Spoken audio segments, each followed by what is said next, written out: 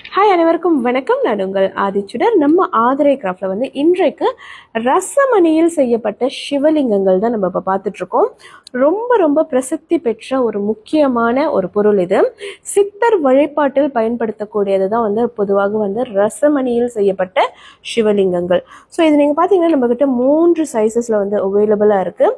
நிறைய பேர் வந்து சித்தர் வழிபாட்டில் இருப்பீங்க. காரிய சித்திக்கு வந்து நம்ம வந்து பொதுவாக வந்து இந்த மாதிரி ரசமணியில் செய்யப்பட்ட பொருட்கள் வந்து பயன்படுத்துவோங்க.